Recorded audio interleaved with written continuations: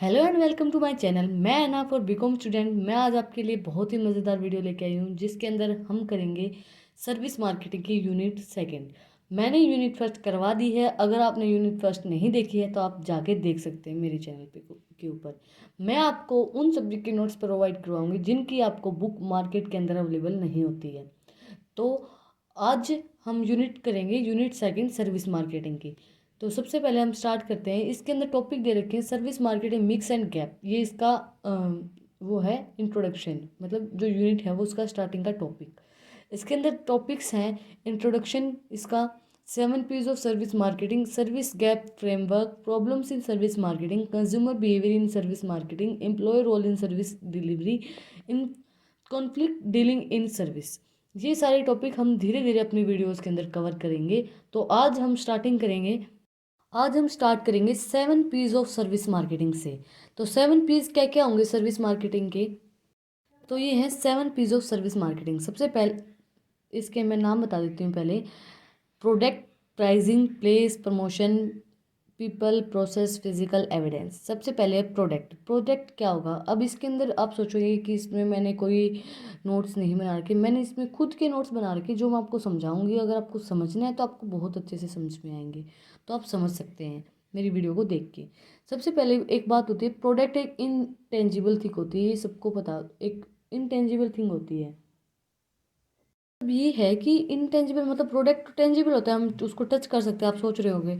But एक product जो होता है वो इनटेंजिबल इस तरीके से होता है कि हम जब सर्विस प्रोवाइड करवाते हैं, जो हम सर्विस प्रोवाइड करवाते हैं, जो प्रोडक्ट के साथ हम सर्विस देते हैं वो इनटेंजिबल होते हैं। तो इसलिए जो सर्विस के अंदर जो सर्विस मार्केटिंग है उसके अंदर प्रोडक्ट एक इंटेंजिबल थिंग होती है। क्योंकि वैसे तो प्रोडक्ट एक टेंजिबल थिंग, आप कंफ्यूज हो गए होंगे। बट जो प्रोडक्ट सर्विस मार्केटिंग के अंदर हम प्रोवाइड करवाते हैं, जो सर्विस होती है, अगर आपको सर्विस नहीं पता है क्या होती है तो आप मेरी पिछली वीडियो में देख सकते हैं। सर्विस एक इंटेंजिबल थिंग होती है। तो उसी तरीके से जब हम जो सर्विस के अंदर सर्विस मार्केटिंग के अंदर 7 P's होंगे तो उसमें प्रोडक्ट जो है वो इंटेंजिबल होगा। और प्रिसिबल का मतलब क्या होता है कि उस टाइम के बाद नहीं मिलेगा। मतलब अगर आपने एक बार वो सर्विस ले ली तो उस टाइम के बाद जब आप दोबारा वहाँ सर्विस लेने जाओगे तो वहाँ वो सर्विस सेम नहीं होती है, चेंज होती रहती है। चेंज होने का हेट्रोजेनिक का मतलब होता है, मतलब चेंज होती रहती है। वो हेट्रोजेनिक मतलब चेंज होती रहती है, बदलती रहती है। तो जो प्रोडक्ट है सर्विस मार्केट के अंदर वो चेंज होता रहता है, उनकी जो सर्विस है वो चेंज होती रहती है टाइम टू टाइम। उसके बाद प्राइसिंग। प्राइस कैसे डिसाइड होगा? लेबर कॉस्ट के द्वारा। प्राइस डिसाइड किया जाएगा लेबर कॉस्ट के द्वारा कि लेबर कॉस्ट हमारी कितनी लगेगी। And we will decide the price overhead cost, मतलब जो लेबर है उसकी कॉस्ट कैसे लगी है सर्विस प्रोवाइड करवाते वक्त, तो उसके द्वारा हमारा प्राइस डिसाइड किया जाएगा। प्लेस क्या होगा? Can be store and transferred. अब जो सर्विस है उसको हम स्टोर करके रखते नहीं रख सकते, can be stored and transferred नहीं कर सकते। जैसे कि ये चीज़ मैटर करती है कि आप कहाँ पर सर्विस दे रहे हो, मतलब किस जगह पे आप सर्विस दे रहे हो। वो प्लेस जो है वो मतलब उसको हम ट्रांसफ़र तो नहीं कर सकते। तो आप, ये मैटर करती है कि आप कहाँ सर्विस दे रहे हो। सर्विस प्रोवाइडर को ये देखना चाहिए कि वो कहाँ सर्विस दे रहा है, मतलब वो सर्विस कहाँ दे रहा है, तो वो उसको देखना चाहिए। उसके बाद है प्रमोशन, गुड क्वालिटी। अब आप प्रमोट कर रहे हो किसी चीज़ को। अब सर्विस प्रोवाइडर जो है वो आइडेंटिफिकल सर्विस देता है, उनको उनके लिए प्रमोशन नीडेड है। अब जो सर्विस दे रहा है वो जो सर्विसमैन है तो उसके लिए प्रमोशन नीडेड है। उसको अगर वो अच्छी क्वालिटी दे रहा है तो उसको प्रमोशन भी करना पड़ेगा। उसके बाद है पीपल। पीपल कौन होगा? कौन वो सर्विस प्रोवाइड करेगा। अब ये भी एक चीज़ होती है। जैसे कि कई बार क्या होता है कि हम अगर कोई बार्बर के पास जाते हैं, अगर हम कोई बार्बर के पास जाते हैं कटिंग करवाने, तो हम कई बार ये बोलते हैं कि जैसे कि हम तो उसी से बाल कटवाएंगे भाई जिससे हम रेगुलर बेसिस पे कटवाते हैं, वो अच्छा करता है। तो वो भी डिसाइड करता है कि कौन आपको सर्विस प्रोवाइड करवा रहा है। इट डिपेंड्स दैट द कि बिहेवियर ऑफ द पीपल, जो उसका बिहेवियर कैसा है सर्विस प्रोवाइडर का। अब आपको उसी का बिहेवियर पसंद हो, आप उसके फ्रेंड हो या और कुछ हो, तो वो मैटर करता है पीपल के अंदर। फिर है प्रोसेस, किस प्रोसेस से होकर वो सर्विस दे रहा है। जो सर्विसमैन है वो किस प्रोसेस से होकर आपको सर्विस दे रहा है। You will decide the standard, मतलब आप किस प्रोसेस से होकर किस स्टैंडर्ड तक आप उस सर्विस को प्रोवाइड करवा रहे हैं। इसके बाद physical evidence, you will provide the service with tangible things.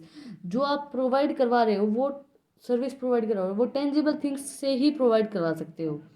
अब मान लीजिए आप अगर, जैसे अब मैंने बार्बर का एग्जांपल दिया था, बार्बर है, वो टेंजिबल थिंग से ही तो आपको सर्विस प्रोवाइड कराएगा, वो कैंची से ही आपके बाल काटेगा।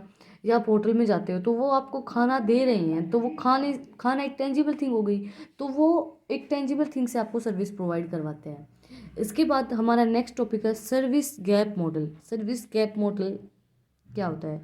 ये आपको अलग अलग पॉइंट्स मिलेंगे, आप अगर यूट्यूब पे और भी सर्च करेंगे तो आपको बहुत ज़्यादा पॉइंट मिलेंगे, बट पॉइंट हैं ये मेरे हिसाब से तो यही आते हैं, और जो मैंने एग्ज़ाम्स दिए थे उसके अंदर मैंने सेम लिखे थे, तो कोई दिक्कत नहीं होती इनसे, और यही आते हैं।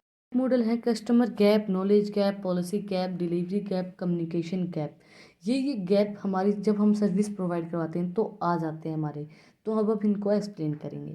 ये जो नोट्स हैं ये मैंने अपनी लैंग्वेज के अंदर बना रखे हैं, आप ये मत सोचना कि मतलब कैसे, क्योंकि इनकी बुक मार्केट के अंदर अवेलेबल नहीं होती है, तो मैंने सिर्फ आपको समझाने के लिए कि आप पेपर में लिख के आ सको, अगर आपको समझ में आ जाएगा तो आप लिख भी सकते हैं, तो आपको समझाने के लिए मैंने ये नोट्स बनाए हैं, और अब मैं आपको अवेलेबल करवा रही हूँ, क्योंकि बहुत सी दिक्कत आती है, मुझे तो बहुत दिक्कत आई भाई जब मैंने एग्ज़ाम दिए, तो उसी तरीके से आपको दिक्कत ना आए, तो इसलिए मैं आपको ये नोट्स प्रोवाइड करवा रही हूँ।